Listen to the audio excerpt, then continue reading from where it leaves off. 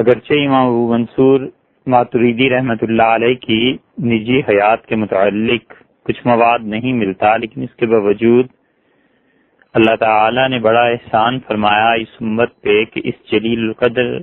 اور عظیم الشان ہستی کی بعض کتابیں اب تک موجود ہیں، اور جو کچھ امام ابو منصور ماتریدی رحمۃ اللہ علیہ نے اپنی ان کتابوں میں لکھا ہے اور جو کچھ ابو الحسن اشعری رحمۃ اللہ علیہ نے فرمایا ہے وہ عقائد کے باب میں تقریباً یکساں باتیں ہیں۔ اسی لیے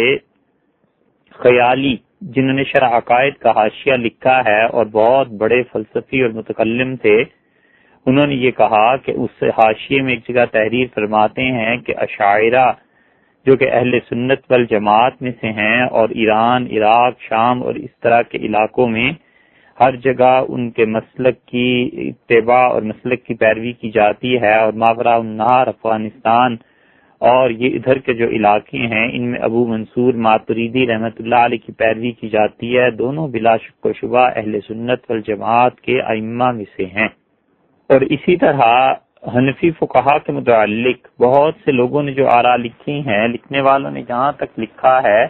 کہ ان حنفیوں میں کوئی شخص نہ ہوتا اور صرف اگر امام الہدا ابو منصور ماتریدی رحمۃ اللہ علیہ ہوتے تو بھی ان کا نام رکھنے کے لیے قیامت تک یہ ایک شخص ہی کافی تھا۔ اور ابو الحسن اشعری رحمۃ اللہ علیہ اور ابو منصور ماتریدی رحمۃ اللہ علیہ کی نہج ان کی کتابوں کو دیکھنے سے اندازہ ہوتا ہے کہ ایک ہی ہے،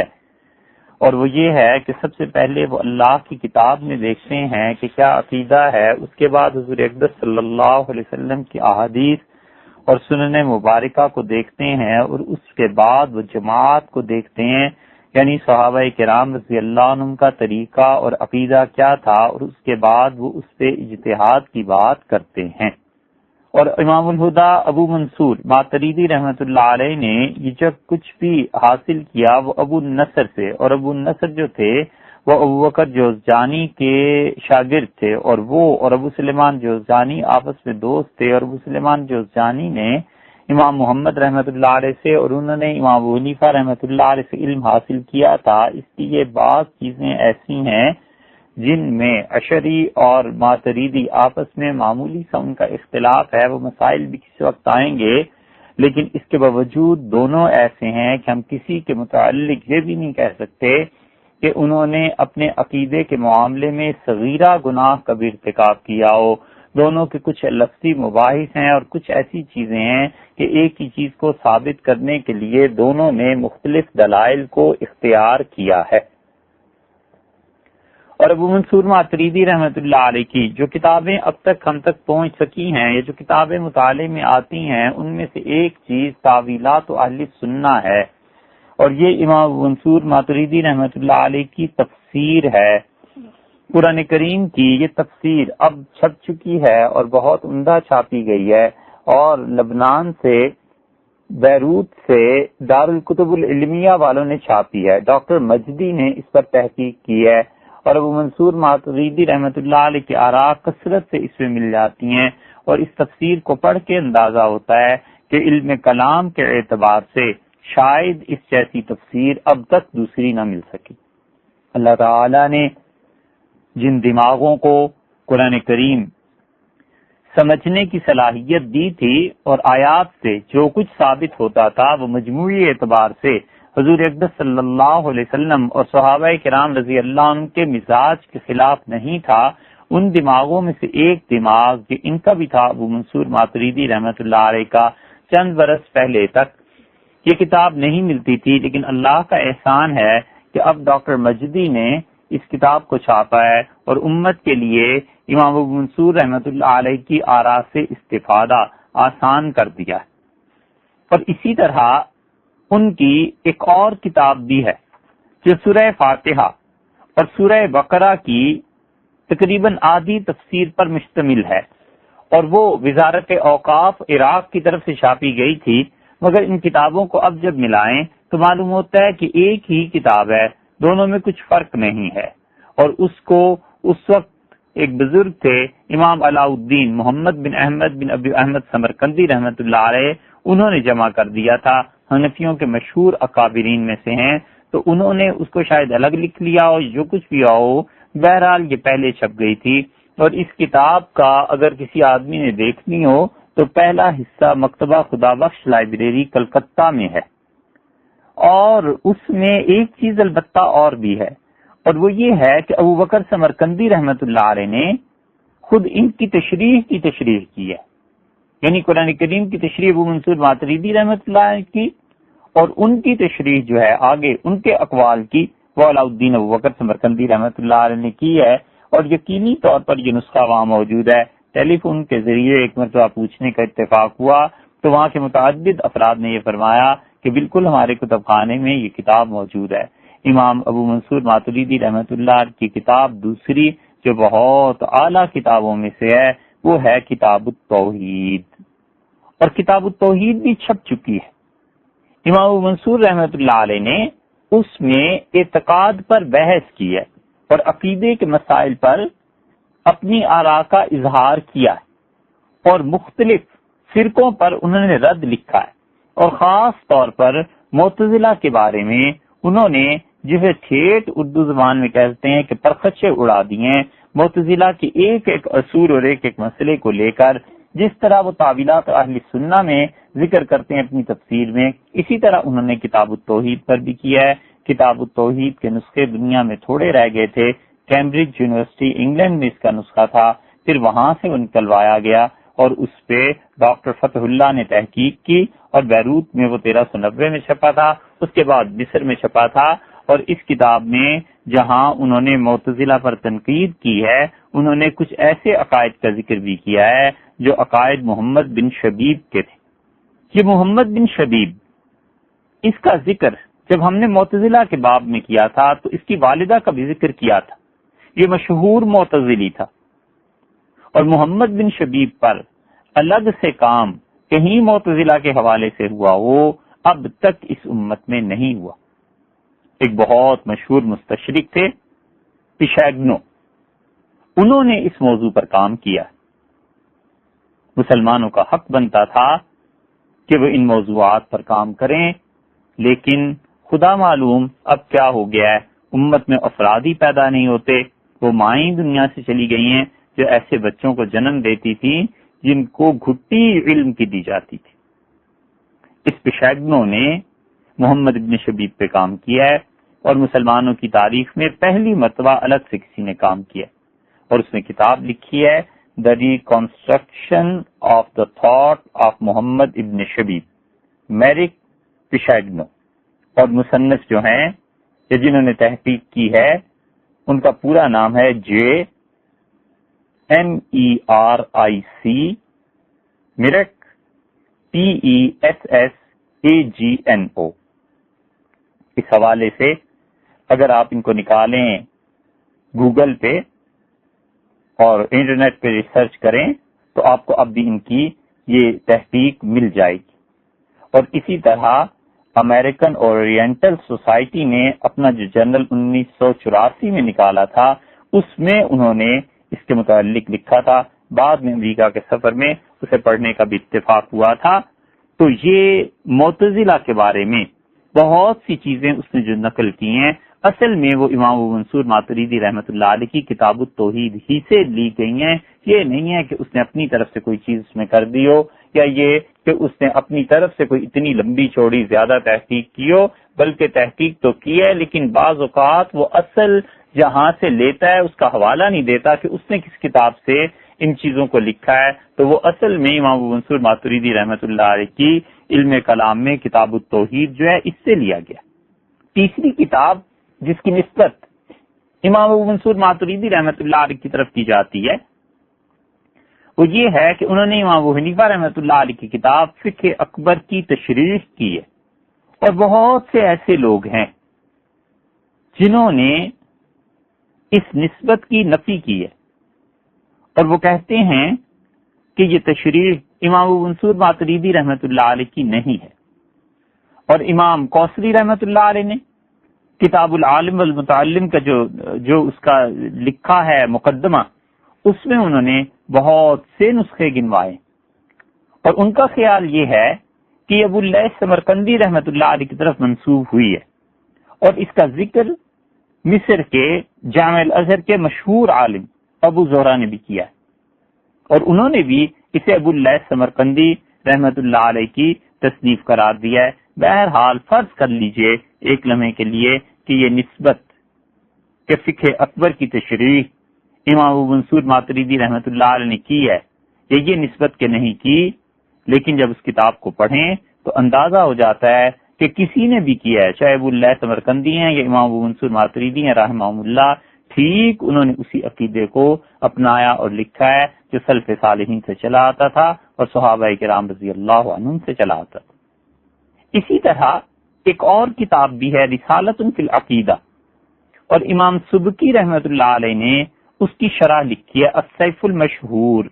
فی شرح عقیدت ابی منصور رحمہ اللہ، اس عنوان سے انہوں نے اس کی تشریح لکھی ہے، لیکن امام سبکی رحمت اللہ علیہ کو خود بھی شک ہے کہ یہ امام ماتریدی رحمت اللہ علیہ کا رسالہ ہے بھی یا نہیں ہے، اور پھر انہوں نے اس کو بھی کہا ہے کہ ان کے شاگردوں میں سے کسی کا یہ رسالہ ہے، بہرحال وہ ہو یا نہ ہو، لیکن اس کو بھی پڑھ کر دیکھ لیجئے، انہوں نے جو کچھ بھی اس میں عقائد کی تشریح کی ہے وہ وہی تشریح ہے جو یقینی طور پر صحابہ کرام رضی اللہ عنہم کا عقیدہ تھا اور تابعین اور تبع تابعین رحمہم اللہ کا عقیدہ تھا۔ اسی طرح امام ابو منصور ماتریدی رحمت اللہ علیہ نے معتزلہ کے وہم کے رد میں بھی ایک کتاب لکھی ہے، انہوں نے معتزلہ کے جو 5 اصول تھے ابو محمد باہلی نے اس کے رد میں لکھی ہے، کرامتیوں کے رد میں لکھی ہے، اور امامت کا جو نظریہ پایا جاتا ہے اس کے رد میں بھی امام ابو منصور ماتریدی رحمت اللہ علیہ نے کتاب لکھی ہے۔ یہ الگ بات ہے کہ اب یہ کتابیں دنیا میں ناپید ہیں، اور اب وہ لوگ بھی نہیں رہے جو اتنی گہری تحقیق کر کے کتابوں کو چھپے ہوئے خزانوں سے نکال کے اور امت کے سامنے رکھا کرتے تھے، اور علمی روایات کی پاسداری کا ایک سلسلہ قائم تھا۔ اصول فقہ میں بھی امام ابو منصور رحمت اللہ علیہ نے کتابیں لکھی ہیں، مآخذ الشرائع یہ ان کی کتاب ہے، اور انہوں نے اس میں اصول فقہ پر بحث کی ہے۔ اور پھر ماتریدی حضرات جو تھے امام ابو منصور رحمت اللہ علیہ کے بعد، جنہوں نے اس عقیدے کو امت تک پہنچایا اور جنہوں نے اس پہ کام کیا ہے، ان میں ایک امام بزدوی رحمت اللہ علیہ تھے، ابو الیسر محمد بن محمد بزدوی، اب تک مشہور ہیں اور ان کی کتابیں پڑھی اور پڑھائی جاتی ہیں۔ 421 ہجری کی یہ شخصیت ہے، ان کی پیدائش 421 میں ہوئی تھی، اور ان کے دادا حضرت ابو منصور ماتریدی رحمت اللہ علیہ کے شاگرد تھے۔ اسی طرح ابو المعین نصفی ہیں، جیہون اور سمرقند کے درمیان ایک بہت بڑا قصبہ پایا جاتا تھا نصف، معلوم نہیں اب ہے یا نہیں۔ امام ابو معین رحمت اللہ علیہ وہاں کے تھے، 438 ہجری میں ان کی پیدائش ہوئی ہے، اور ابو معین نصفی رحمت اللہ علیہ نے بھی عقیدے پر کام کیا ہے، اور وہی کچھ لکھا ہے جو حضرت نے لکھا تھا۔ اور پھر اس کے بعد ایک اور بہت بڑے فقیہ ہیں نجم الدین عمر النصفی، اور بہت کتابیں انہوں نے لکھی ہیں امام نصفی رحمت اللہ علیہ کے نام سے، یہ جو مشہور ہیں حنفی فقہا میں، اور مدارک کے نام سے جنہوں نے تفسیر لکھی ہے، یہ وہی شخصیت ہے۔ عمر بن محمد بن احمد نصفی سمرقندی تھے، ابو حفص رحمہ اللہ، 461 ہجری میں ان کی پیدائش ہوئی، اور 537 میں ان کا انتقال ہوا۔ اور یہ کہا جاتا ہے ان کے بارے میں کہ صرف انسان ہی نہیں، جنات بھی ان سے فتویٰ لیتے تھے۔ مفتی الثقلین کے نام سے کئی جگہ اس عنوان سے ان کی شخصیت کا تذکرہ آپ کو ملے گا، اور کہتے ہیں کہ 100 کے قریب انہوں نے کتابیں لکھی تھی۔ صحیح بخاری کی شرح بھی انہوں نے لکھی تھی، اور قرآن کریم کی تفسیر بھی، خیر وہ تو اب مشہور ہے اور عام طور پہ تفسیر خازن کے حاشیے پر چھپی ہوئی ملتی ہے، القند فی علماء سمرقند، یہ بھی انہوں نے کتاب لکھی تھی اور اب چھپ بھی گئی ہے۔ اسی طرح نور الدین صابونی تھے رحمت اللہ علیہ، بخارا کے رہنے والے، اور یہ بھی امام ابو منصور ماتریدی رحمت اللہ علیہ ہی کے مسلک کو آگے بڑھانے والے تھے۔ اور اس سلسلے میں حنفیوں میں ایک کمال کی شخصیت ابن حمام رحمت اللہ علیہ کی تھی، محمد بن عبد الواحد، جنہوں نے ہدایاتی مشہور شرح فتح القدیر لکھی۔ 788 ہجری میں ان کی پیدائش ہوئی، اور 861 میں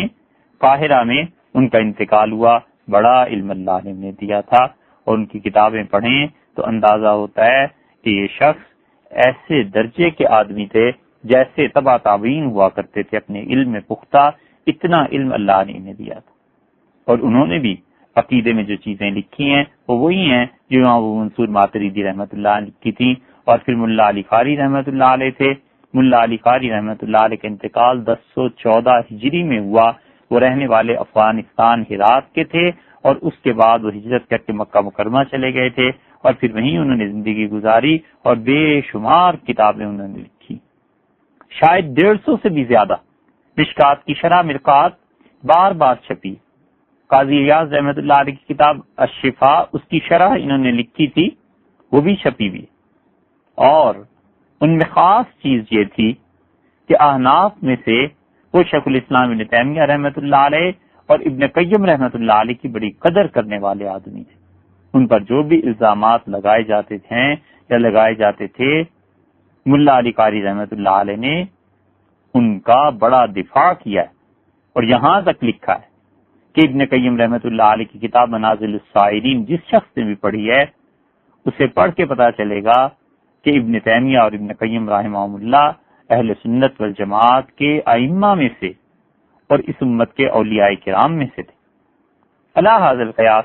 یہ 10ویں صدی کے بعد تو پھر آگے 4 صدیاں ہیں. جتنا بھی عقیدہ آیا ہے اتنے ان کے شاگردوں کا ذکر کرنے کا مقصد یہ ہے کہ یہ وہی عقیدہ ہے جو نبی کریم صلی اللہ علیہ وسلم چھوڑ کر گئے تھے اور نسل در نسل منتقل ہوتا رہا ہے. یعنی پہلے وہ صحابہ کرام رضی اللہ عنہم میں، پھر تابعین میں امام ابو حنیفہ رحمۃ اللہ علیہ، پھر تبع تابعین میں ان کے شاگرد امام ابو یوسف محمد رحمہ اللہ وغیرہ، اور پھر اس کے بعد ابو منصور ماتریدی رحمۃ اللہ علیہ. اس کے بعد صدی در صدی آپ چلتے چلے جائیں، یہ 10ویں صدی تک یہ سارا عقیدہ انہی کا ہے. حتیٰ کہ فقہ اکبر کی شرح ملا علی قاری رحمۃ اللہ علیہ نے لکھی، اور یہ بہت صحیح عقیدہ ہے جو آخرت میں انشاءاللہ نجات دینے والا ہے. انشاءاللہ کا مطلب یہ نہیں ہے کہ اس میں کوئی شک ہے، بلکہ یقینی طور پر یہ چیز ہے جو نجات دینے والی ہے، اور یہ یقینی طور پر اللہ کی خوشی کا باعث بننے والی. اس لیے کہ ایک آدمی کا اگر عقیدہ ٹھیک ہے تو اسے اس صحیح عقیدے پر اللہ کی طرف سے ثواب ملتا ہے. شرک پر جب عذاب ملے گا تو ایمان پر ثواب کیوں نہیں ملے گا؟ آخر ایمان کوئی چیز ہے نا. اسی لیے تو اللہ بار بار کہتا ہے ان الذین آمنوا وعملوا الصالحات، جو لوگ ایمان لائے اور انہوں نے اچھے عمل کیے، ایمان لائے اچھے عمل کیے، ایمان لائے اچھے عمل کیے، تو ایمان کوئی چیز ہے تو یقیناً، اور یقیناً اللہ کے ہاں سے اس پہ ثواب ملے گا. یہ کیسے ممکن ہے کہ ایک شخص جو لا الہ الا اللہ کا اقرار کرتا ہے اور ایک شخص جو اللہ کے ساتھ شرک کرتا ہے، دونوں کے لیے ان 2 جملوں میں کوئی گناہ اور ثواب نہ ہو؟ ایمان پہ ثواب ملتا ہے، اور ایمان پہ اتنا ثواب ملتا ہے جو بڑے سے بڑے فرض عمل پر بھی نہیں ملتا. بڑے سے بڑا عملی فرض آپ دیکھیں، نماز آپ کہیں گے، حج کہیں گے، روزہ کہیں گے، زکوٰۃ کہیں گے، ان سب چیزوں پر جو ثواب اللہ کی طرف سے کسی بندے کو ملتا ہے، ثواب کا مطلب اللہ کا قرب، اللہ کے قریب ہونا. جتنا اللہ تعالیٰ اس پہ اپنے قریب کرتا ہے اور اپنی رضا اور خوشی سے نوازتا ہے، ان سب چیزوں سے کہیں زیادہ اللہ ایمان پر نوازتا ہے. اس لیے یہ لا الہ الا اللہ محض ایک جملہ نہیں. جس شخص کا بھی یہ عقیدہ ہے اسے اپنے اس عقیدے پر اللہ کا قرب نصیب ہوگا. اور یہ وہی عقیدہ ہے جو حضور اکبر صلی اللہ علیہ وسلم چھوڑ کر گئے تھے، اور صحابہ کرام رضی اللہ عنہم نے اسی عقیدے کو امت تک پہنچایا. اور ائمہ ہدا امام مالک، امام ابو حنیفہ اور شافعی اور احمد بن حنبل رحمۃ اللہ علیہم انہی عقائد کا دفاع اور تحفظ کرتے رہے. اور اس میدان میں سب سے پہلے جس شخص کی خدمات کا امت نے اعتراف کیا ہے وہ امام ابو حنیفہ رحمۃ اللہ علیہ. خطیب بغدادی نے اپنی تاریخ میں لکھا ہے اور سند سے یہ بات لکھی ہے کہ امام صاحب رحمۃ اللہ علیہ نے فرمایا میں علم کلام میں مصروف تھا، یہاں تک کہ باطل فرقوں سے مناظرے کرتے کرتے میرا یہ حال ہو گیا کہ لوگوں کی انگلیاں میری طرف اٹھتی تھیں کہ کسی بھی گمراہ کے مقابلے میں اہل سنت والجماعت کے عقیدے پر بحث کرنی ہے تو اس شخص کو لے لو. اور انہوں نے کہا پھر مجھے میرے استاد حماد بن نبی سلیمان رحمۃ اللہ علیہ جب ملے تو میری ساری توجہ فقہ کی طرف لگ گئی، مگر نہ اس سے پہلے میں ہمیشہ عقیدے ہی پہ لوگوں سے بحث کرتا تھا اور صحیح عقیدے کی ان کو دعوت دیتا تھا. امام ابو حنیفہ رحمۃ اللہ علیہ کے ساتھ یہ ہونا ہی چاہیے تھا، اس لیے کہ حضور اقدس صلی اللہ علیہ وسلم کی ذات اقدس میں غرق تھے۔ تو جو رسول اللہ صلی اللہ علیہ وسلم کے ساتھ ہوا کہ 13 سال مکہ مکرمہ میں عقیدے کی دعوت دیتے رہے اور ہجرت کے بعد اعمال کی دعوت شروع ہوئی ہے، بالکل ایسے ہی ابو حنیفہ رحمۃ اللہ علیہ کی زندگی کا ابتدائی حصہ اللہ نے سنت کے مطابق کر دیا، اور یہاں تک کہ 20 سال تک وہ عقیدے ہی کی تشریح اور اسی کی تبلیغ اور اسی کی طرف دعوت میں مصروف رہیں۔ موفق نے لکھا ہے مناقب میں، ابو حفص صغیر رحمۃ اللہ علیہ کہتے تھے کہ ابو حنیفہ رحمۃ اللہ علیہ مسلسل لوگوں سے بحث کرتے رہے اور انہیں اللہ کی طرف سے ہی عقیدے کی دعوت دیتے رہے۔ اور زرنجری رحمۃ اللہ علیہ کہتے ہیں کہ ابو حنیفہ رحمۃ اللہ علیہ کا اپنا پورا ایک حلقہ تھا، جب وہ حماد بن ابی سلیمان رحمۃ اللہ علیہ سے ملے ہیں تو اس سے پہلے زمانے میں مشہور تھا، اور لوگ اشارے کرتے تھے کہ یہ وہ شخص ہے جو عقیدے کے بارے میں حضور اقدس صلی اللہ علیہ وسلم کے طریق کی طرف دعوت دیتا ہے۔ اور امام ابو حنیفہ رحمۃ اللہ علیہ فرماتے تھے میں 20 مرتبہ سے زیادہ بصرہ گیا ہوں، اور کبھی 1 سال ٹھہرا ہوں، کبھی اس سے کم کبھی زیادہ، اور میں نے وہاں جا کر خارجی جو سیدنا علی رضی اللہ عنہ کو برا بھلا کہتے تھے، معاذ اللہ ان کے نقائص بیان کرتے تھے، صوفیہ اور عباضیہ، اور ان لوگوں سے جا کر میں نے مباحث کی، اور میں نے ان لوگوں کو دعوت دی کہ جو صحیح عقیدہ حضور اقدس صلی اللہ علیہ وسلم چھوڑ کے گئے ہیں اس کی طرف لوٹو، اس کی طرف آؤ، اور امت میں تفرقہ نہ پیدا کرو۔ فتاوی بزازیہ کے مصنف قرضری رحمۃ اللہ علیہ، جن کا ذکر پہلے بھی گزر چکا ہے، انہوں نے اپنی سند سے یہ بات بیان کی کہ امام ابو حنیفہ، امام ابو یوسف، محمد ظفر، حماد بن ابو حنیفہ، امام ابو حنیفہ رحمۃ اللہ کے صاحبزادے رحمہم اللہ، یہ سارے کے سارے لوگ اپنے زمانے میں لوگوں کے سامنے اہل سنت کا عقیدہ بیان کرتے رہے ہیں، وہم ائمۃ العلم، اور علم کے امام تھے یہ سارے لوگ۔ اور یہ ساری چیزیں بتاتی ہیں کہ امام ابو حنیفہ رحمۃ اللہ علیہ کس طرح، کس دکھ اور درد کے ساتھ امت کے سامنے عقیدہ صحیح پیش کرتے رہے تاکہ لوگوں کی عاقبت برباد نہ ہو، بغیر کسی لالچ کے، بغیر کسی عوض اور معاوضے کے، اور بغیر اجر کے، اور بغیر اس بات کی نیت کے کہ اللہ ہی جانتا ہے ان کے دل کی حالت، لیکن جو علم ہمیں ہے اس کے مطابق ہی بات کر سکتے ہیں نا۔ ہمیں یہی علم ہے کہ بغیر کسی بری نیت کے وہ محض اور محض لوگوں کو عاقبت کے عذاب سے بچانے کے لیے صحیح عقیدہ بیان کرتے رہے، اور یہ ان کے خلوص کی بہار ہے جو امت میں آئی ہوئی ہے، اور یہ ان لوگوں کے اللہ کے لیے محنت کرنے کا نتیجہ ہے کہ اب بھی اہل سنت والجماعت صحیح عقیدے پر قائم ہیں، اور یہ ان لوگوں کی کاوشیں اور محنتیں ہیں کہ انہوں نے پوری شاہراہ اور مضبوط سڑک بنا دی کہ کس پر چل کے تم اللہ تک پہنچ سکتے ہو۔ کوئی عہدہ انہوں نے نہیں لیا، پیسہ انہوں نے نہیں لیا، عقیدے کی تشہیر اور ترکیز اور تذکیر اور اپنے طالب علموں کو سکھاتے رہے، پہنچاتے رہے، اور اس کے عوض میں 1 حبہ، 1 درہم، 1 دینار، 1 پائی وصول نہیں کی۔ یہ محض اللہ کے لیے نہیں تھا تو اور کس لیے تھا؟ اور امام ابو حنیفہ رحمۃ اللہ علیہ ٹھیک انبیاء علیہ الصلوۃ والسلام کے نقش قدم پہ چلتے رہے۔ انبیاء علیہ السلام بھی یہی کہتے تھے، وہ اللہ کی توحید کی دعوت دیتے تھے اور اپنی رسالت کی دعوت دیتے تھے اور قیامت کی دعوت دیتے تھے کہ قیامت آنی ہے، اس لیے ظلم نہ کرو، تمہیں موت کے بعد اپنے مظالم کا مزہ چکھنا پڑے گا۔ اور ان سارے عقائد کے عوض میں وہ کیا لیتے تھے؟ وہ کہتے تھے لا اسألکم علیہ اجرا، میری قوم کے لوگوں میں تم سے کوئی اجر نہیں چاہتا، لا اسألکم علیہ مالا، لوگوں میں تم سے پیسے نہیں بٹورتا یہ عقیدے بیان کرنے کی عوض، ان اجری الا علی اللہ، میرا اجر تو میرے رب کے ذمے ہے، اللہ کے ذمے ہے، اللہ مجھے اس کا اجر دے گا، اللہ مجھے اس کا ثواب دے گا، اس نے میری یہ ڈیوٹی لگا دی ہے کہ میں تمہیں صحیح چیز کی طرف دعوت دوں۔ انبیاء علیہ الصلوۃ والسلام تشریعاً اس بات کے پابند تھے کہ اللہ تعالیٰ کی طرف دعوت دیں، اور اللہ نے امام ابو حنیفہ رحمۃ اللہ علیہ کو اپنے زمانے میں تکویناً اس چیز کا پابند کر دیا کہ وہ باطل فرقوں سے بحث مباحثہ کریں اور ان کے دلائل کو توڑیں اور ثابت کریں کہ جو حضور اقدس صلی اللہ علیہ وسلم عقیدہ چھوڑ کر گئے تھے، آج اس عقیدے کے وارث خود وہ اور ان کے اساتذہ اور ان کے شاگرد ابو یوسف اور محمد بن حسن اور پھر آنے والی باقی امت ہے۔ اسی لیے عبد القاہر بغدادی الفرق بین الفرق جنہوں نے لکھا رحمہ اللہ،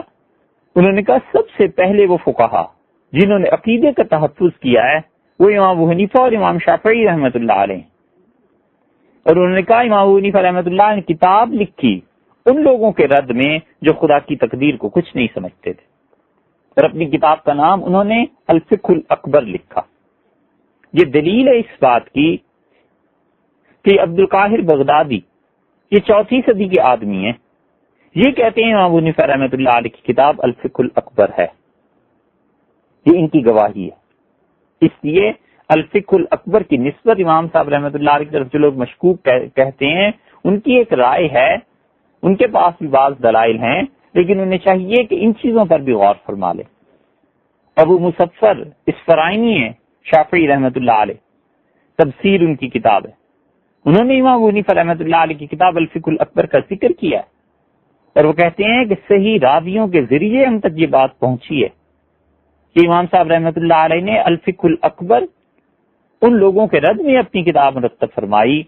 جو لوگ ان کے زمانے میں عقیدے کے اعتبار سے گمراہ تھے، اور آخر پہ وہ کہتے ہیں وَمَن نَظَرَ فِيهَا وَفِيمَا صَنَّفَهُ الشَّافِعِيُّ، جو آدمی ان کی اس کتاب الفقہ الاکبر کو دیکھے گا اور امام شافعی رحمۃ اللہ کی کتابوں کو دیکھے گا تو عقیدے کے بارے میں لم یجد بین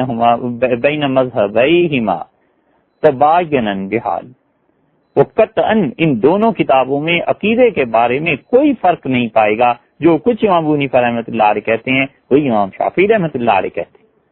علی بن احمد الفارسی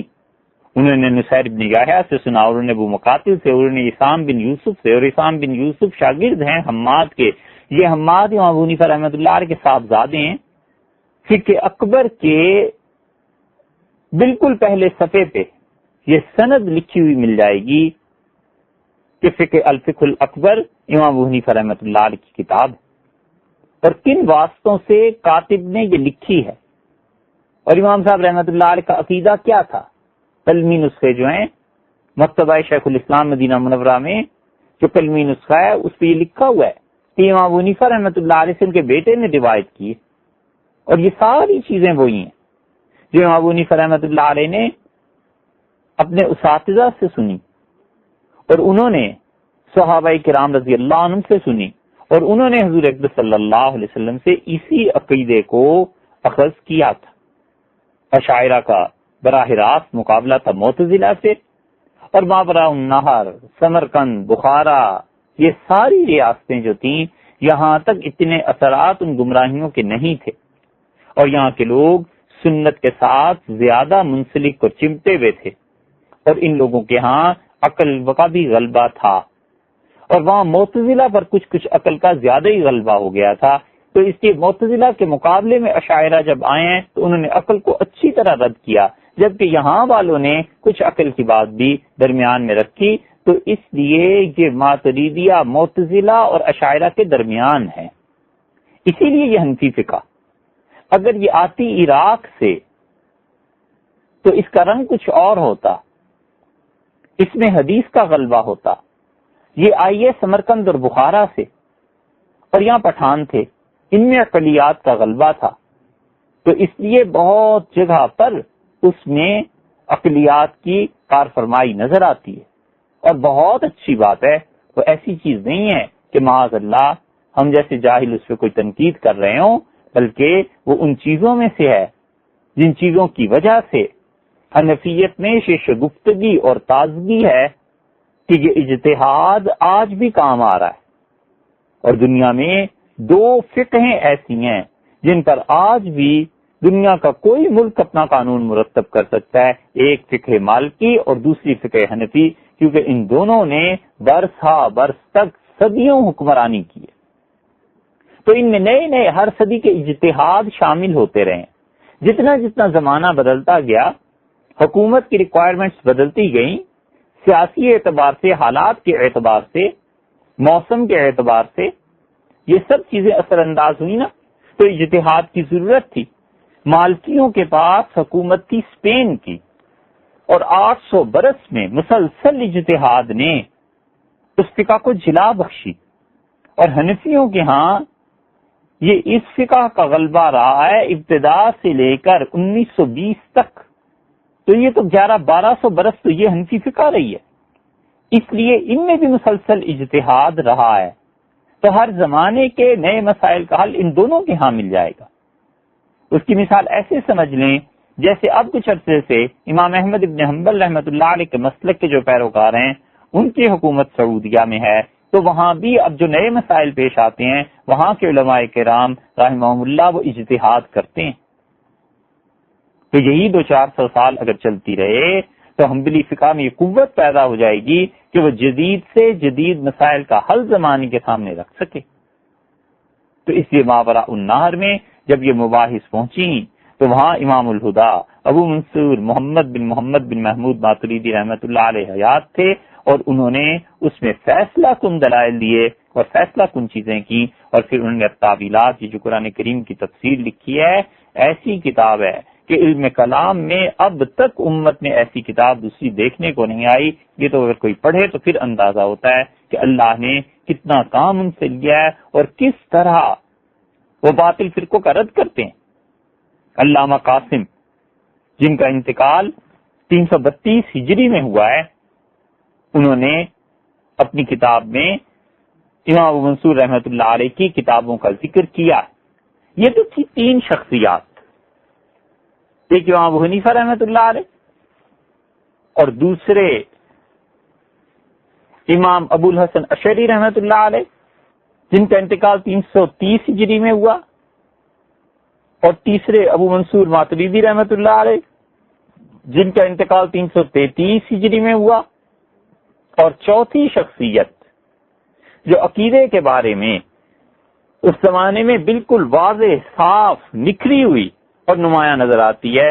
وہ چوتھی ہستی امام طحاوی رحمۃ اللہ علیہ کی ہے۔ امام ابو جعفر الطحاوی رحمۃ اللہ علیہ نے عقیدے پر کتاب لکھی، اور وہ کتاب اس دور سے لے کر اب تک حنفیوں کے ہاں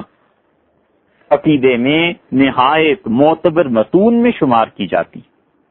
امام طحاوی رحمۃ اللہ علیہ، ان کا نام تھا احمد بن محمد بن سلامہ، ازدی قبیلے سے تعلق رکھتے تھے اور مصر کے رہنے والے تھے، اور مصر میں ایک جگہ طحا، اس نسبت سے یہ احمد بن محمد بن سلامہ ابو جعفر الطحاوی کہلائے، اور طحا نام کی کئی ایک بستیاں مصر میں تھیں، 3 بستیاں تو بڑی مشہور تھیں۔ یاقوت حموی رحمۃ اللہ علیہ نے اس کا ذکر کیا ہے، اور انہوں نے امام ابو جعفر منصور رحمۃ اللہ علیہ کے متعلق بتایا، امام ابو جعفر طحاوی رحمۃ اللہ کے متعلق تصریح کی ہے کہ وہ کس قصبے میں پیدا ہوئے تھے۔ 239 ہجری میں ان کی پیدائش ہوئی۔ ان کے ایک شاگرد کہتے ہیں ابو سعید بن یونس کہ امام طحاوی رحمۃ اللہ علیہ نے خود مجھ سے کہا کہ میری پیدائش 239 ہجری کی ہے۔ اس اعتبار سے ان کا سن ولادت متفقہ طور پر مل جاتا ہے، اور ان کے حالات بہت زیادہ ہیں، بہت لوگوں نے مستقل کتابیں ان کے بارے میں لکھی ہیں، اور اللہ تعالی نے انہیں بڑا علم عنایت فرمایا تھا۔ ان کے والد محمد بن سلامہ تھے، اور وہ اپنے زمانے کے اہل علم اور ادب میں شمار ہوتے تھے، بہت بڑے ادیب تھے، اور عربی شاعری اور ادب پر ان کی نظر تھی۔ اور امام طحاوی رحمۃ اللہ علیہ میں شاعری کا یہ ذوق اپنے والد ہی کی طرف سے آیا تھا۔ 264 ہجری میں ان کے والد کا انتقال ہوا، اور امام طحاوی رحمۃ اللہ علیہ کے والد علم کے شوقین اور حضور اقدس صلی اللہ علیہ وسلم کی احادیث ان کے ساتھ ان کا گہرا تعلق تھا۔ تو امام طحاوی رحمۃ اللہ علیہ نے جب گھر میں آنکھیں کھولیں تو انہیں ایسا والد ملا۔ ان کی والدہ کی کیا کہنے، وہ امام مزنی رحمۃ اللہ علیہ کی بہن تھی، اور امام سیوطی رحمۃ اللہ علیہ نے جہاں ان کا ذکر کیا ہے کہ شافعی فقہا میں مصر میں کون کون سی شخصیات تھیں، تو یہ چونکہ بنیادی طور پر سارا خاندان شافعی مسلک سے تعلق رکھتا تھا، اور امام طحاوی رحمۃ اللہ علیہ بھی شافعی المسلک تھے، تو سیوطی رحمۃ اللہ علیہ نے جہاں ذکر کیا ہے کہ مصر میں شافعیوں کے کون کون سے فقیہ پائے جاتے تھے، کیونکہ سیوطی رحمۃ اللہ علیہ خود بھی تو شافعی تھے نا، تو انہوں نے ایک خاتون کا ذکر کیا ہے، اور کہتے ہیں کہ امام مزنی رحمت اللہ علیہ کی ہمشیرہ ان کی بہن جو تھیں وہ امام شافعی رحمت اللہ علیہ کی مجلس میں جاتی تھیں اور انہوں نے براہ راست امام شافعی رحمت اللہ علیہ سے پڑھا تھا، اور امام مزنی رحمت اللہ علیہ امام شافعی رحمت اللہ علیہ کے قریب ترین خصوصی شاگردوں میں سے تھے، اور امام مزنی رحمت اللہ علیہ جیسا آدمی شافعی فقہ میں کم ہی کوئی ہوا ہوگا۔ مزنی رحمت اللہ علیہ نے امام شافعی رحمت اللہ علیہ کی فقہ کے اصولوں کو مرتب کیا اور انہوں نے اس کی تشریح کی۔ تو یہ مزنی ماموں تھے امام طحاوی رحمت اللہ علیہ کی، اور امام مزنی رحمت اللہ علیہ کی بہن امام شافعی رحمت اللہ علیہ کی شاگردہ تھی۔ اور امام رافعی رحمت اللہ علیہ نے کتاب الزکوٰۃ میں امام طحاوی رحمت اللہ علیہ کی والدہ کی روایت نقل کی ہے، اور ابن سبکی نے بھی ان کا ذکر کیا ہے، اور طبقات جو ہیں ان کتابوں میں حسن المحاضرہ وغیرہ میں ان کی تعریف آپ کو ملے گی۔ تو جب ماں باپ ایسے ہوں کہ والدہ امام شافعی رحمت اللہ علیہ کی شاگردہ ہوں اور والد حدیث میں اور عربی ادب میں اتنی گہری نظر رکھتے ہوں، تو بیٹے نے تو اس ماحول میں جب تربیت پائی تو اس نے ان اثرات کو قبول کیا، اور پھر ان ماں باپ نے اپنے بیٹے یعنی امام طحاوی رحمت اللہ علیہ کو دودھ پلانے کے لیے ایک گھرانے کے حوالے کیا، اور جہاں انہوں نے دودھ پیا ہے وہ عیسیٰ بن ابراہیم رحمت اللہ علیہ کا گھر تھا۔ عیسیٰ بن ابراہیم رحمت اللہ علیہ کی اہلیہ ان کی رضاعی والدہ تھیں، دودھ پلانے والی ماں تھی، اور یہ عیسیٰ بن ابراہیم وہ ہیں جن کے شاگرد ہیں امام نسائی اور امام ابو داؤد رحمت اللہ علیہ، اور ابن خزیمہ رحمت اللہ علیہ سے بڑے محدثین ان کے شاگرد ہیں۔ امام طحاوی رحمت اللہ علیہ بڑے فخر سے اللہ کا شکر ادا کرتے تھے اور کہتے تھے کہ میرے والد ایسے تھے، میری والدہ امام شافعی رحمت اللہ علیہ کی شاگردہ تھیں، اور میرے دوسرے باپ جن کی اہلیہ نے مجھے دودھ پلایا وہ اتنے بڑے محدث تھے کہ امام ابو داؤد اور نسائی اور ابن خزیمہ رحمت اللہ علیہ وغیرہ یہ سب ان کے شاگرد تھے۔ اس کا لازمی نتیجہ یہ نکلا کہ امام طحاوی رحمت اللہ علیہ نے سب سے پہلے تعلیم اپنے والد سے پائی، پھر اس کے بعد وہ امام ابو زکریا یحییٰ بن محمد رحمت اللہ علیہ سے پڑھنے کے لیے گئے، اور ان کے یہ استاد امام ابو زکریا یحییٰ بن محمد مصر میں جس مسجد میں نماز پڑھاتے تھے اور جہاں جا کر امام احمد بن محمد طحاوی رحمت اللہ علیہ نے قرآن کریم کو پڑھا ہے اور اس کی تفسیر پڑھی، امام ابو زکریا یحییٰ بن محمد رحمت اللہ علیہ کے شاگرد کہتے ہیں کہ ہماری اس مسجد میں کہتے تھے کوئی ستون ایسا نہیں تھا جس کے پاس بیٹھ کے ابو زکریا رحمت اللہ علیہ نے قرآن کریم نہ پڑھا۔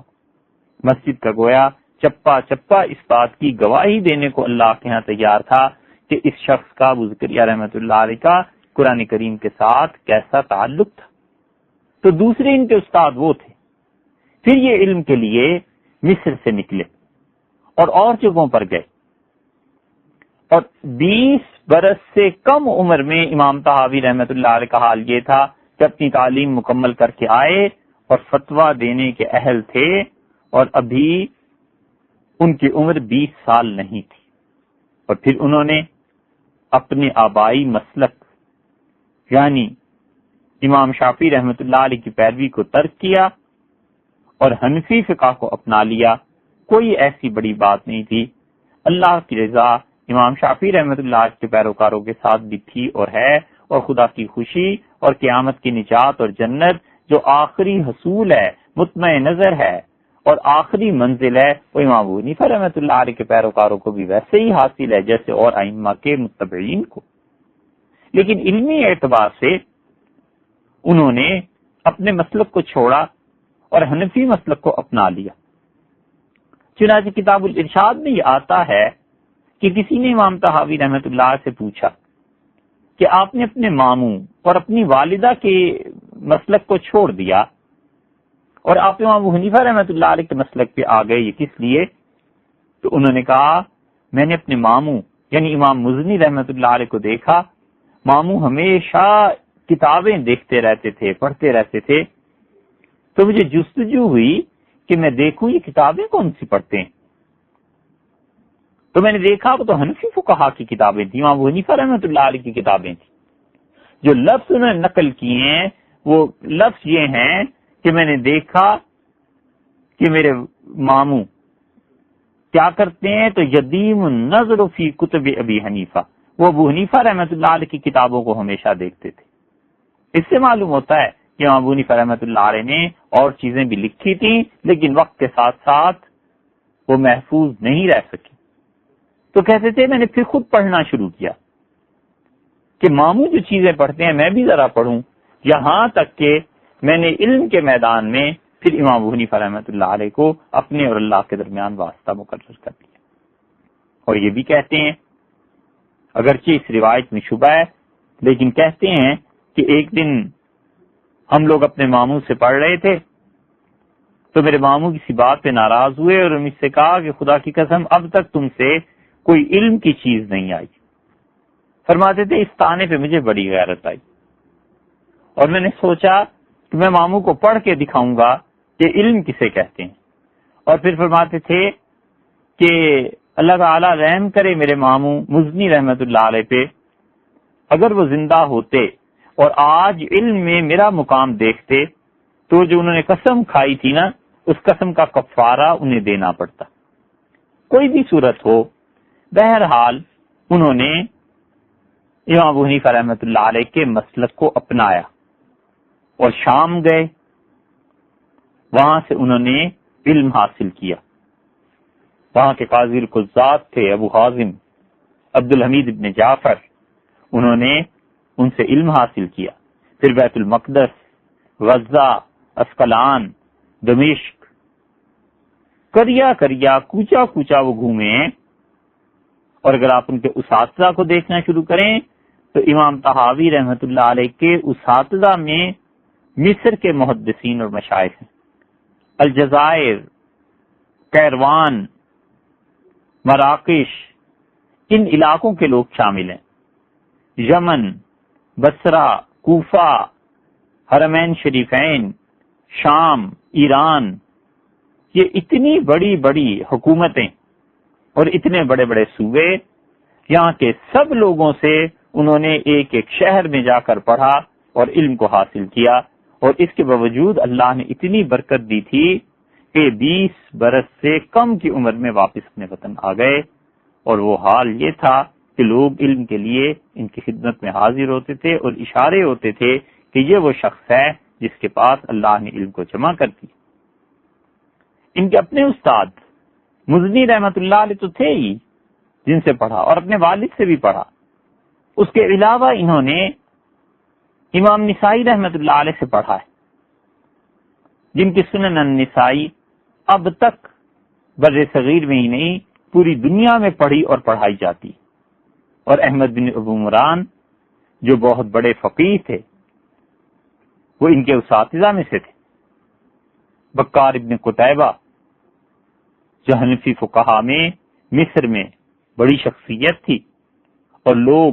تقوی اور زہد اور پاکیزگی میں جس کے کردار کی قسمیں کھانے کو تیار تھے، امام طحاوی رحمت اللہ علیہ نے ان لوگوں سے پڑھا. اور پھر اسی طرح اللہ نے جہاں اساتذہ انہیں اس کمال کے دیے، امام طحاوی رحمت اللہ علیہ کے شاگرد بھی اتنے ہی کمال کے نکلے. اور ان میں امام دامغانی رحمت اللہ علیہ، احمد بن محمد بن منصور، اور بغداد میں ایک طویل عرصے تک وہ رہے ہیں اور امام طحاوی رحمت اللہ علیہ سے روایت کرتے تھے اور امام طحاوی رحمت اللہ علیہ سے جو کچھ پڑھا تھا اسی پر فتویٰ دیتے تھے. آپ نے کئی جگہ ایک کتاب کا نام سنا ہوگا طبرانی، یہ سلیمان بن احمد بن ایوب طبرانی رحمت اللہ علیہ کی ابو القاسم. اور اپنے زمانے میں ان کی حدیث کی سند اتنی اچھی تھی کہ حضور اقدس صلی اللہ علیہ وسلم اور ان کے درمیان چند ایک واسطے تھے. اتنی اچھی سند شاید کسی اور محدث کی نہیں تھی، اس لیے کہ ان کی عمر بہت زیادہ ہو گئی تھی، ان کے معاصرین کا انتقال ہوتا چلا گیا، آخر پہ یہی رہ گئے. تو اس آخری عمر کے حصے میں جتنی سند ان کی رسول اللہ صلی اللہ علیہ وسلم سے کم واسطوں پر مشتمل تھی، ایسی سند دنیا میں کسی کے پاس نہیں تھی. لوگ دور دراز سے آتے تھے طبرانی رحمت اللہ علیہ سے سند حاصل کرنے کے لیے. اور طبرانی جو تھے یہ امام طحاوی رحمت اللہ علیہ کے شاگرد تھے. جرجانی کی کتاب الکامل فی الجرح والتعدیل جو مشہور ہے، یہ عبداللہ ابن عدی جرجانی انہی امام طحاوی رحمۃ اللہ علیہ کے شاگرد تھے، اور امام نسائی رحمۃ اللہ علیہ سے انہوں نے پڑھا ہے۔ پھر امام نسائی رحمۃ اللہ علیہ کی اس سنن کو روایت کرنے والے، آگے امت میں پھیلانے والے جو روات ہیں، ان میں ایک علی بن احمد بن محمد بن سلامہ، وہ امام طحاوی رحمۃ اللہ علیہ کے اپنے ہی صاحبزادے ہیں۔ تو اس لیے اللہ نے جہاں انہیں اساتذہ اتنے اچھے دیے تھے اور ان کے مشائخ اس درجے کے تھے، ان کے شاگرد بھی اسی درجے کے تھے۔ اور امام طحاوی رحمۃ اللہ علیہ نے اس کے بعد تصنیف و تالیف شروع کی، اور چاروں طرف عالم اسلام میں ہر جگہ باطل فرقوں کا ظہور تھا۔ کہیں تقدیر پہ بحث ہو رہی ہے، کہیں صحابہ کرام رضی اللہ عنہ کی بحث ہو رہی ہے، کہیں خلافت اور امامت کے مسئلے پہ بحث ہو رہی ہے، کہیں عقل کی کار فرمائی ہے، کہیں معتزلہ بحث کر رہے ہیں، کہیں محدثین ان معتزلہ کے شکنجے میں جکڑے ہوئے ہیں، اور اللہ نے اس شخص کو توفیق دی اور انہوں نے ایک رسالہ مرتب کیا، اور اس رسالے کو انہوں نے لکھا اس طرح پر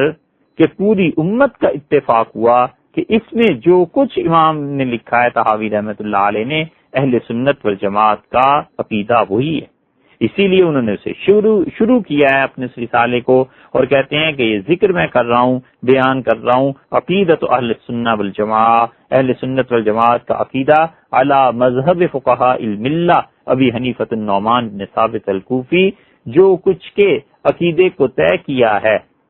امام ابو حنیفہ نعمان بن ثابت کوفہ کے رہنے والے نے، اور ابو یوسف یعقوب ابن ابراہیم الانصاری جن کا نام ہے، امام ابو یوسف رحمۃ اللہ علیہ، اور ابو عبداللہ محمد بن حسن شیبانی، امام محمد رحمۃ اللہ علیہ، جو کچھ ان لوگوں کا عقیدہ تھا اس عقیدے کے متعلق میں لکھ رہا ہوں کہ ہمارا عقیدہ اللہ کے بارے میں یہ ہے۔ پھر انہوں نے اللہ کی ذات کا، اس کی صفات کا ذکر کیا ہے، اللہ کی رؤیت کا ذکر کیا ہے، یہ ساری چیزیں انہوں نے لکھی ہیں، اور آخر پہ وہ کہتے ہیں کہ نسأل اللہ تعالی ان یثبتنا علی الایمان، ہم اللہ سے دعا کرتے ہیں کہ جو عقیدے میں نے لکھے ہیں اللہ اس ایمان پہ ہمیں ثابت قدم رکھے، ویختم لنا بہ، اور اللہ اسی پر ہمارا خاتمہ کرے۔ اور امام طحاوی رحمۃ اللہ علیہ نے ایسا عقیدہ باندھ کے رکھ دیا ہے کہ امام سبکی رحمۃ اللہ علیہ جیسا ناقد، جس کے قلم سے ذہبی، ابن قیم اور ابن تیمیہ رحمۃ اللہ علیہ مجمعین یہ لوگ نہیں بچ سکے، سبکی بھی یہ لکھتا ہے ایک جگہ پر پہنچ کے کہ وَهَذِهِ الْمَذَاهِبِ الْأَرْبَعَةُ وَلِلَّهِ الْحَمْدُ فِي الْعَقَائِدِ الْوَاحِدَةِ، یہ چاروں ائمہ شافعی، امام ابو حنیفہ، مالک اور احمد ابن حنبل رحمہ اللہ، یہ چاروں اسی عقیدے پر متفق ہیں۔ کون سا عقیدہ؟ کہتے ہیں کہ عقیدت ابی جعفر الطحاوی، جو ابو جعفر الطحاوی نے اپنے رسالے میں لکھا ہے، التی تلقاها العلماء سلفا وخلفا، اور جسے الامت کے ان علماء نے جو پہلے گزر گئے اور جو بعد میں آئے ہیں امام طحاوی رحمۃ اللہ علیہ کے،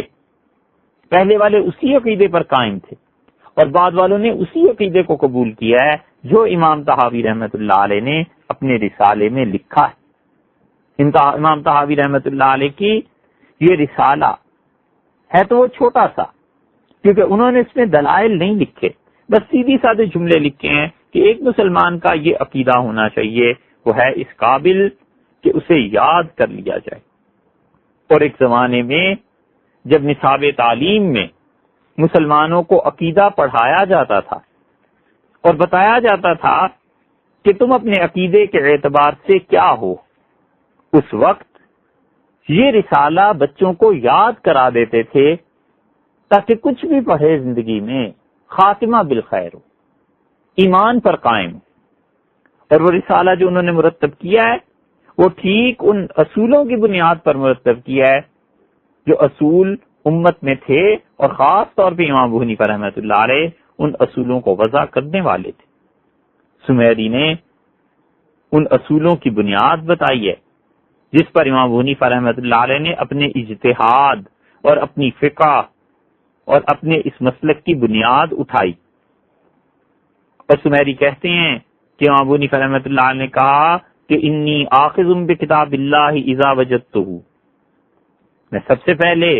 اللہ کی کتاب کے مطابق فتویٰ دیتا ہوں جب میں اس میں کوئی دلیل پالوں جو خدا نے اپنی کتاب میں کہا ہے،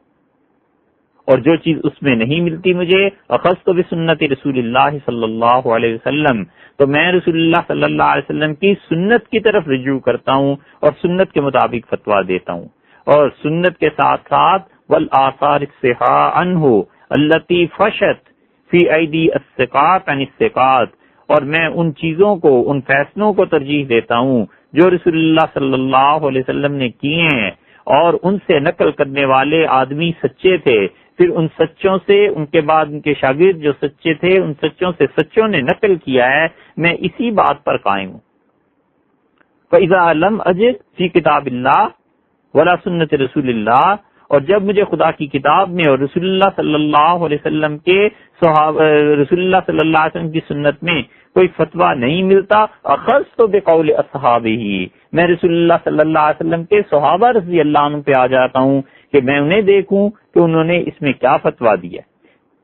اور صحابہ کرام رضی اللہ عنہ کے فتووں میں جس فتوے کو چاہتا ہوں لے لیتا ہوں اور جس فتوے کو میں چاہتا ہوں چھوڑ دیتا ہوں۔ وجہ اس کی یہ ہے کہ صحابہ کرام رضی اللہ عنہ میں فتوے مختلف تھے۔ مثلا صحابہ رضی اللہ عنہ میں سینکڑوں لوگ ایسے تھے جو وضو میں پاؤں کو 3 مرتبہ دھوتے تھے، اسی پہ فتویٰ تھا، آج بھی اسی پہ مسلمان عمل کرتے ہیں سب کے سب۔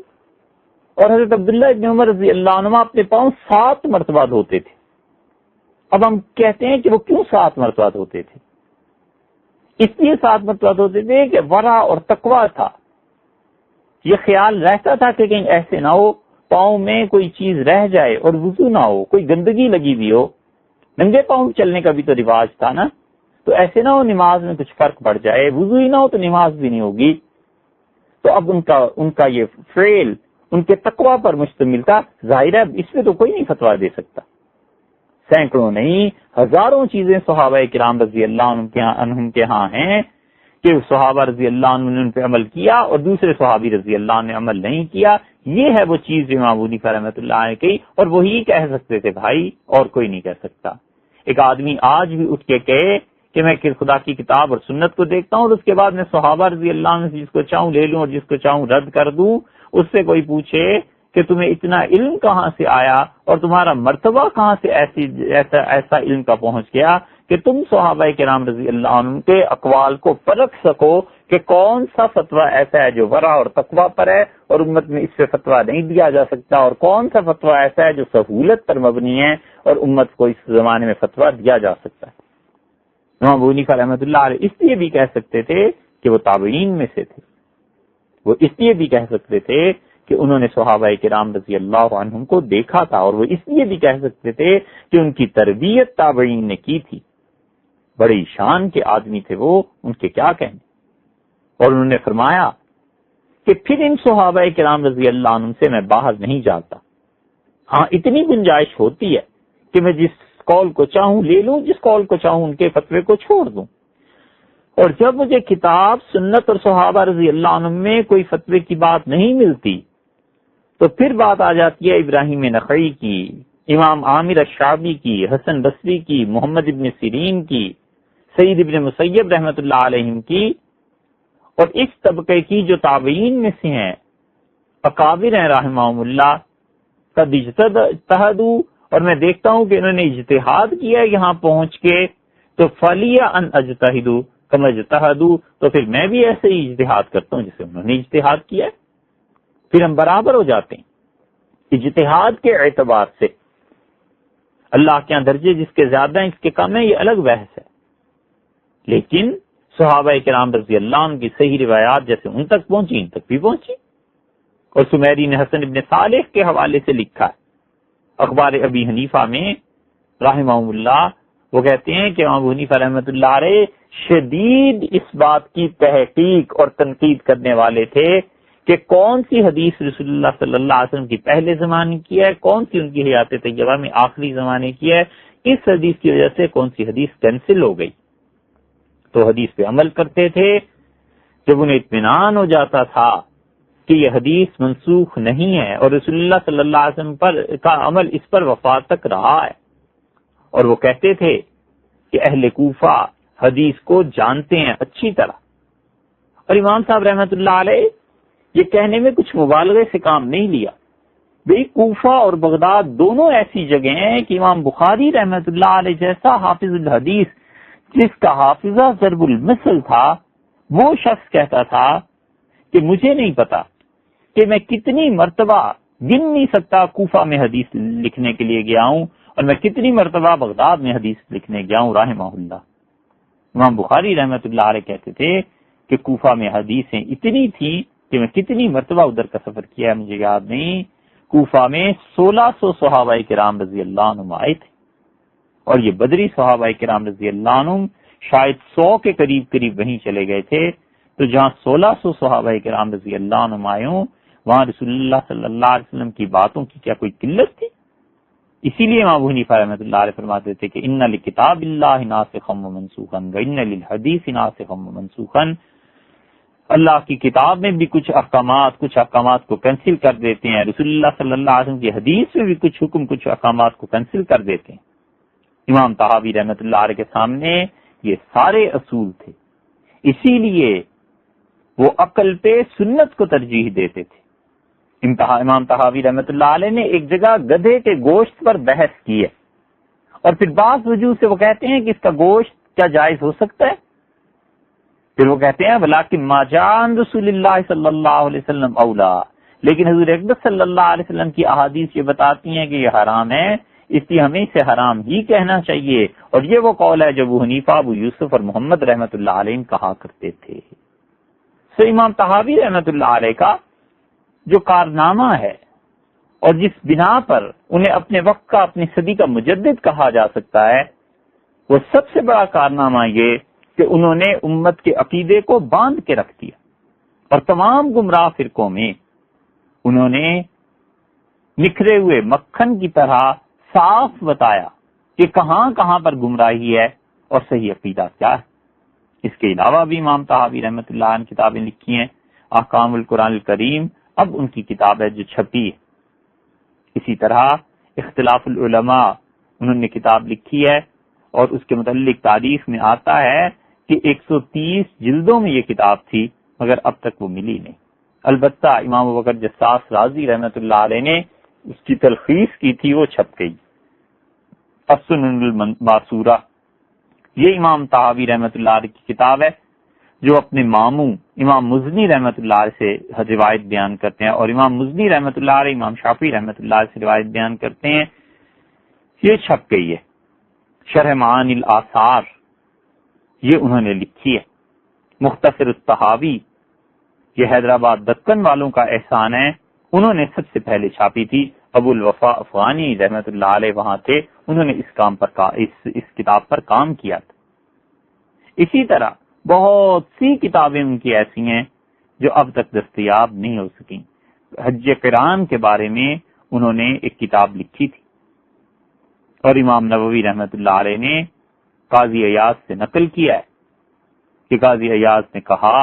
رحمۃ اللہ علیہ نے کہ امام طحاوی رحمۃ اللہ علیہ فرماتے تھے یا انہوں نے 1000 صفحات قرآن پر لکھے ہیں، لیکن ظاہر ہے کہ اب یہ کتاب ملتی نہیں. اسی طرح مکہ مکرمہ کی زمینوں کا کیا حکم ہے یہ انہوں نے کتاب لکھی. کوفہ والوں کی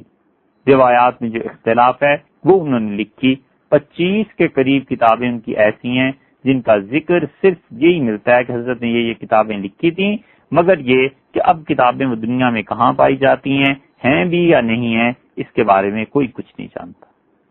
اور مستقبل میں امید رکھنا کہ اب ایسے افراد اس امت میں پیدا ہوں جو ان کتابوں کو جستجو میں اپنی عمر کھپائیں اور جا کر جو پرانے اسلامی کتب خانے ہیں ان کو ڈھونڈیں، بہت مشکل ہے. اور احکام القرآن ایک اور کتاب امام طحاوی رحمۃ اللہ عنہ لکھی ہے، اور اب وہ کچھ حصہ اس کا ترکی سے چھپا. تو یہ امام ابو جعفر طحاوی رحمۃ اللہ علیہ تھے. انہوں نے جو عقیدے پہ کتاب لکھی اور جو رسالہ لکھا، سب سے بڑا کارنامہ امام طحاوی رحمۃ اللہ علیہ کا یہ تھا.